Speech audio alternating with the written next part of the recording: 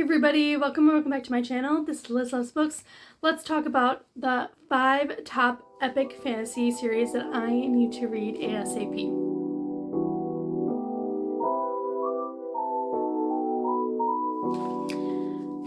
So, I am always slightly afraid of epic fantasy because those book series are so long and they can be so intense and so time consuming. And a lot of them, I start book 1, really enjoy it, and then I just stop. And that is the case with every single one of these except for one, which I just haven't actually started. So, why don't we start off easy with myself, and we'll talk about the one that I haven't started yet, and that is The Will of the Many by James Islington, book 1 in the Hierarchy series. This book specifically has a 4.60 average rating on Goodreads, which is insanely high for a book of this length, just released last fall in 2024, I believe. And I've heard nothing but immense praises for this book. This is also on my 10 before the end video. This book follows a young fugitive who is entering into this place called Kadanan Academy. I'm not sure how to pronounce it. And he is uncovering various mysteries within and secrets within this academy, and is trying to kind of take it down from the inside out, is what I have heard. And this school is a really extremely prestigious and privileged school as well. And one of the things that each person has is what they call will, hence the title, The Will of the Many. Each person has a certain amount of will, but they have to cede it up to someone who is higher up than them. So basically keeping the rich richer, the poor poorer, just like the world, but in a fantasy setting. And I feel like it's just would be good to read right now just because of the state of the world and the state that the US is in. I feel like I would really relate to this, and I am just really intrigued to read it. We are going to start off with the First Law trilogy by Joe Abercrombie. I have read The Blade itself, book 1. I gave it 4 stars. I've tabbed it and everything. I really enjoyed this book. I think I read this in the beginning of the year in 2024. And then I didn't read book 2 in 2024, and I was like, I'm going to read it in 2025. I've not. I did, actually looking back at my shelves now, I can see I did start it because there's a little bit of tapping in it. And I must have just stopped it because I must have just kind of fell out of my epic fantasy vibes, which you do, it's fine. We figure it out as we go along, right? But this series did start off as a trilogy. We've got this first book, The Blade itself. The second book is Before They Are Hanged. And the third book is The Last Argument of Kings. And then there is another trilogy after that that's set in the same world, but many years after the events in this trilogy. So it is kind of like that connected world series.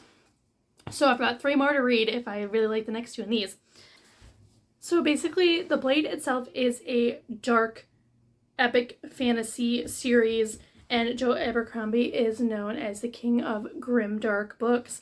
It's very intense, very bloody, and it basically follows a couple of characters. We have a lot of male characters in this. We have Logan Ninefingers, who is a barbarian, and then we have Captain Jazal Dan Luthar, who is a officer in this world and a nobleman. And then we have Inquisitor Galacta, who is a crippled man who has now become a torturer for the elite in the world.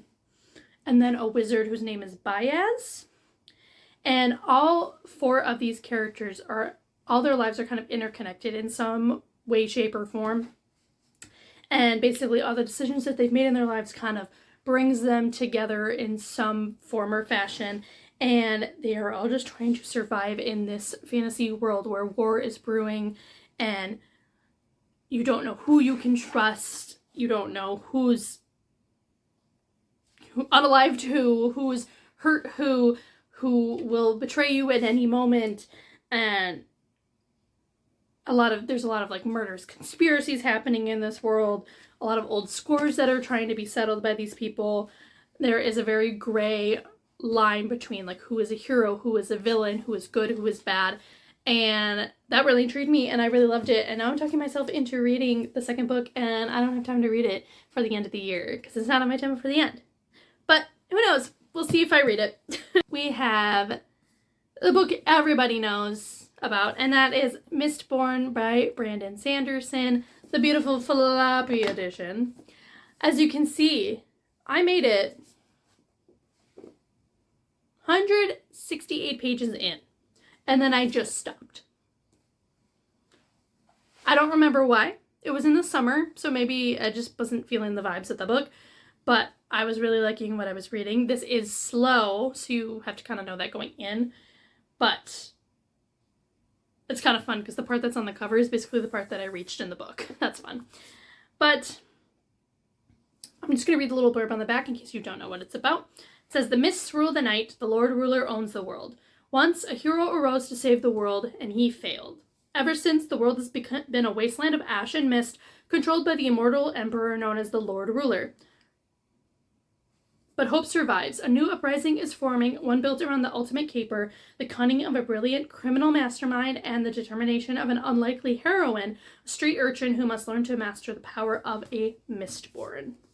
So our character here, her name is Viz, I believe. She is what they call a Mistborn, and that is technically what people call the first name of the book, but it's actually called The Final Empire, and Mistborn is like the series, but it's been known for everyone to call it Mistborn.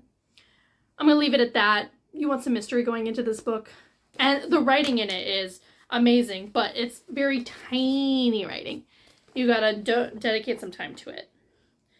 And I even like highlighted things in here too, so I'm gonna have to restart it and go from the beginning. Then we have the infamous and iconic Farseer trilogy by Robin Hobb.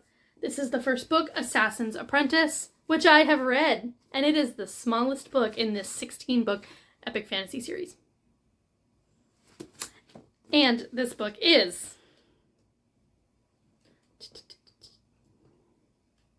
392 pages, and it is the smallest one. The second book doubles in size to this one, so it just makes me afraid. And again, you have to really be able to focus when you're reading these, and I just haven't been in that mindset lately, so that's why I haven't continued it. But like George R.R. Martin blurbed it too. It says, "In today's crowded fantasy market, Robin Hobb's books are like diamonds in a sea of zircons." Which is a really cool blurb, actually. But the back says, "The kingdom of the Six Duchies is on the brink of civil war when news breaks that the crown prince has fathered a bastard son and is shamed into abdication. The child's name is Fitz, and he is despised." He is our main character. We follow him from when he's 5 years old in this book and throughout the whole series up until he is an old man. So it's following this entire person's life and story, which is really unique and cool. It says, "Raised in the castle stables, only the company of the king's fool, the ragged children of the lower city, and his unusual affinity with animals provide Fitz with any comfort.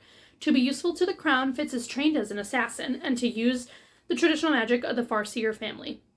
But his tutor, allied to another political faction, is determined to discredit, even kill him. Fitz must survive, for he may be destined to save the kingdom." So this book goes from about like 5 to 15 years old, I believe. It's really great writing. But again, even tinier than Mistborn. So I also read this one last year and I haven't continued. And then another one I haven't started. And I'm ashamed to say I haven't, but that is Middle-earth by J.R.R. Tolkien.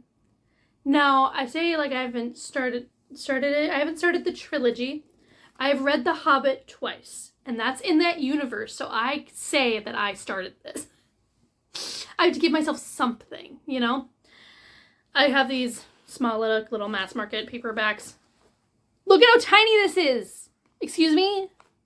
Can you even read any words on here from this angle? No. I don't know why I got these tiny ones. But this is part 1, The Lord of the Rings. Everyone knows what this is about. If you don't, you should look it up. Because I don't need to be spending hours describing what this is. But it's great and I need to read it.